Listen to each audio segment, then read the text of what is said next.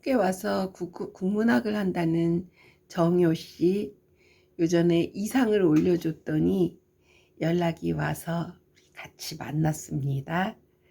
그랬는데 중국에는 구글에 유튜브가 들어가지 않는다고, 그래서 중국 사람들은 그 대신 삐리삐리라는 다른 앱을 하고 있다고 하면서 나에게 삐리삐리를 깔아주고, 거기 들어가려면 100문제에서 65점 이상을 맞아야지 되는데 중국어를 못 읽는 나를 위해서 또 가입을 시켜 주었습니다.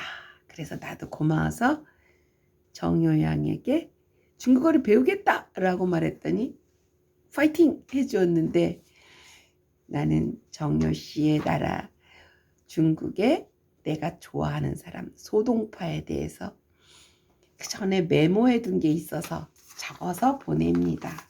이 메모는 어디서 했냐? 우리 동네에 있는 아주 좋은 공원, 어린이대공원. 어린이대공원에 가면 옛날 처음 만들 때는 과학관이었지만 지금은 바뀌어가지고 북카페가 됐는데, 북카페에 가서 거기 책들이 이제 많이 있는데 커피도 마시고 바깥에 전경도 좋고, 거기에 임어당이 쓴 소동파 전기가 있어가지고 내가 읽으면서 메모해 뒀던 것입니다. 구양수, 소동파, 소식, 소철, 그러니까 아버지가 소순, 소동파는 소식, 동생은 소철, 세 사람이 당송팔대가에 들어가니까 참 특별한 사람들인데, 고대 당시에 구양수, 왕한석이 다 그때 당시 사람인 것도 참 한 시대에 그 비슷한 분들이 많이 나오는 것 같아요. 언제나 음악이면 음악, 미술이면 미술, 뭐 전부 다. 근데 구양수가 소동파를 과거 시험에서 소동파의 글을 읽고 너무 감격해서 몇 번을 읽었지만 그게 자기 친구의 글이라고 생각해서 2등으로 뽑았다고 합니다. 왜냐하면 친구기 때문에 1등으로 뽑았다는 말을 듣게 될까 봐서. 그랬는데 이제 소동파인 것을 알고 이렇게 말했대요. 소동파에 대해서 구양수는 이렇게 말했다고 전해집니다. 소동파의 편지를 읽고 나는 기쁨으로 온몸에 땀이 배어나올 지경이었소. 나 같은 늙은이는 이제 이 젊은이에게 자리를 내주어 그가 문단의 영수로 군림하게 해야 할 것 같소. 이렇게까지 말해줬다고 합니다. 그런데 당시 구양수의 위치는 어느 정도였냐 하면, 당시 한 문인의 말로 하면 문인들은 형벌 따위는 두려워하지 않고 또 관직의 품계가 승진되는 것도 기뻐하지 않으며 오래 살기를 탐하거나 장차 죽을까봐 두려워하지도 않았으나, 오로지 두려워하는 것이 있다면 구양수의 평가만은 두려워한다 할 만큼 구양수가 이렇게 절대적인 존재였는데, 그 구양수가 소동파에 대해서 이렇게 말하면서 아들에게도 이렇게 말했다고 합니다. 내 이야기를 잘 기억해 두거라. 30년 후에는 나에 대해 얘기하는 사람은 아무도 없게 될 것이다. 그리고 소동파를 얘기할 것이다. 그의 예언은 적중하여 구양수가 죽은 지 10년 후에는 어느 누구도 구양수에 대해서 말하는 이가 없었고 모두들 소동파에 대해서만 얘기했다. 그의 책이 금서가 되었을 때에도 사람들은 그의 작품을 몰래 읽었다. 이런 천재들, 훌륭한 사람들은 또 항상 고난을 겪게 돼서 이 사람도 항주 거기로 귀향을 가서 책은 또 금서가 되고 그랬던 시절이 있었나 봅니다. 아버지 소수는 그 죽은 처를 애도하는 제문에서 이렇게 말했다고 합니다. 죽은 처면은 바로 소동파의 엄마가 되겠는데, 나는 그대가 어머니로서 자식들에게 품고 있는 마음을 잘 알고 있소. 그대는 자기 자식들이 고관대작을 지내기보다 문명을 날릴 수 있기를 바랬소. 나는 젊었을 때 내 재능을 낭비했소. 나는 내 존재조차도 세상에 알려지지 않은 채 이 세상을 떠나게 될까 그대는 늘 걱정했었소. 탄식 가운데 나는 새로이 출발하기로 결심했고 내가 오늘을 맞이하게 된 것도 모두 당신 덕분이요. 이렇게 소동파의 엄마 즉 소순의 부인이 죽었을 때 글을 썼다고 합니다. 그럼 당송팔대가의 세 분 소순 소식 서철을 만들어낸 것도 그 부인의 힘이었다고나 할 수 있을까요?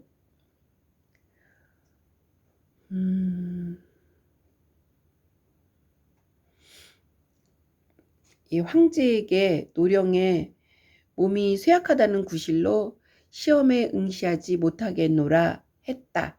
왜냐하면 소순이 능력이 출중하지만 시험을 보지 않으니까 황제가 소순 즉 소동파 아버지에게 과거 시험을 보라 했나 봐. 그랬는데 보지 않으면서 이렇게 말했다고. 친구에게 난 노령이라서 안 보겠습니다 했지만 친구에게 보낸 편지에는 다음과 같이 말했다. 제가 꼭 관리가 되겠다는 것은 아닙니다. 그렇다고 굳이 벼슬을 안 하겠다는 것도 아닙니다. 하지만 무엇하러 이 나이에 현관에게 심사받는 망신스러운 짓을 사서 하여 남의 웃음거리가 되겠습니까? 나는 이제 제 문필 작품들을 구공에게 보였습니다. 구양수에게 보였습니다. 만약 구공께서 제 글들이 좋다고 생각하면 또다시 시험을 볼 필요가 없지 않겠습니까?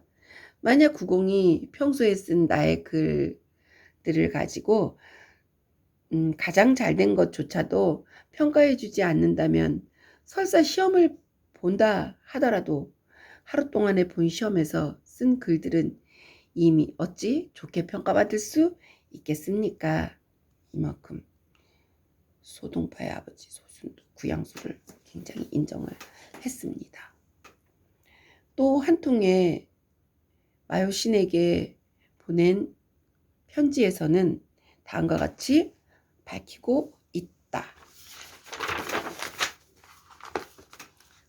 저는 제 평생 내내 현관의 기준에 맞출 수가 없었습니다. 그것이 또한 오늘날 내가 여태까지 성공하지 못한 이유이기도 합니다. 젊은 시절 시험장에 나가려고 한밤중에 일어나 음식물을 추려 갖고서 무릇 새벽부터 동화문 앞에 서 있다가 줄지어 시험장으로 들어가 각자의 자리로 가서 의자에 쭈그리고 앉았던 생각이 납니다. 그런 장면들을 회상하면 몸서리 쳐집니다. 그래서 소순의 아버지, 소순은 시험장에 가는 걸 싫어했나 봐. 소동파의 글입니다. 고향을 뒤에 두고 멀리 왔네. 우리는 저 광대를 지평선 너머까지 전진하려 하네. 광대한 지평선, 고향을 두고 멀리 왔네. 우리는 저 광대한 지평선 너머까지 전진하려 하네. 초기 시에서는 신선과 늘 동반에 다녔다는 전설적인 백록을 흰 노루 그것을 읊은 시다.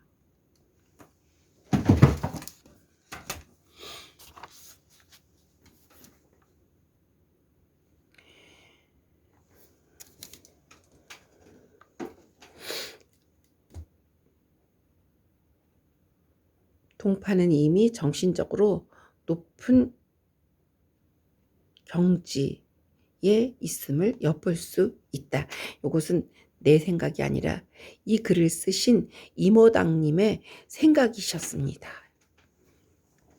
쉼 없는 시간에 바퀴는 계속 돌아가는데 우리는 이 속세에서 인생살이에 매여 있네. 신선은 천상의 집으로 가버리고 그의 노루만이 고산에 남아있다. 이제 집 잃은 노루는 멀리 구름 덮인 낙원을 슬피 쳐다보며 밤이면 이 노루가 강가 모래 위에 울며 헤매이는 소리 들린다. 키 큰 수천 소나무는 바람에 한숨 짓고 옛 선인의 거처지 지척처럼 가깝게 느껴진다. 밤에 우는 하얀 노루, 너 어디 있느냐? 가을 풀 우거진 산, 그 어디에도 그 행적 찾을 길 없구나. 노루. 내가 백석을 쭉 쓰다가 백석과 관계되는 법정, 이제 그 김영한 여사를 사이에 두고 관계되는 법정의 수타니파타를 쓰고 있었는데 문득 정료 학생의 그 삐리삐리를 다 알려주고 이런 마음이 생각이 나서 이걸 적다 보니까 또 여기 노루가 나오네. 노루. 백석에 노루에 대한 시도 2개나 있는데 이렇게 관계가 됩니다. 사무사제. 글씨 맞게 읽었나? 문인들은 보통 자신의 인생관을 요약해 말해주는 한두 자로 된 말을 채택해서 서재명을 삼곤 한다. 그런데 이 당시 소동파는 소박한 삶과 생각에 사악함이 없는 것을 신조로 삼고 있었는데 생각의 무삼을 곧 건박하고 삶의 바탕이 된다고 믿고 있었다. 요 기절은 생각하지도 않고 그저 정효 씨에게 이 글을 보냈는데 사무사제 요 쓰고 설명을 보니까 이것은 바로 법정 스님의 생각과 수타니파타의 생각과도 일맥상통하는 것 같습니다. 그 사무사는 시경에 나온 글이고 그리고 요 밑에는 여기까지가 내가 어린이대공원 북카페에서 이모당의 동파 그것을 보고 전기를 보고 감동받아서 썼던 글인데 오늘 이걸 쓰려다가 또 네이버에서 찾아봤더니 요런 글들이 있었습니다. 동파는 항주로 귀향을 갔었다. 거기서 쓴 어느 밤에 달이 없었을 것이며 어느 곳에 대나무 잣나무가 없었을 것인가. 단지 우리같이 한가한 2사람이 없었을 따름이리니. 이 분은 동파의 요 기절이 아주 감동적이어서 썼는 것 같습니다. 한자로도 써 있어서 그냥 옮겨 적었습니다. 중국말로 물론 못 읽습니다. 승천사의 밤나들이를 적다라는 글에서 나오는 기절입니다. 원풍 6년 10월 12일 밤 옷을 벗고 잠을 자려는데 달빛이 방 안에 비추어 기쁘게 일어나 나와 보았다. 함께 즐길 리가 없다는 생각이 들어 승천사로 가서 장화민을 찾았다. 마침 희민인가 보다. 희민 역시 잠에 들지 않았기에 둘이 같이 함께 뜰 한가운데를 걸었다. 뜰 아래 고인 물이 투명하기 그지없어 물 위의 수초가 얼기설기 얽힌 것 같이 보이는데 이는 대나무 잣나무의 음영 그림자이리라. 대나무 잣나무 그림자가 그 물에 엉킨 것 같이 보였다는데 어느 밤에 달이 없었을 것이며 어느 곳에 대나무 잣나무가 없었으랴. 단지 우리같이 한가한 두 사람이 없었을 뿐일 따름이려니. 정효에게 소동파를 보내요.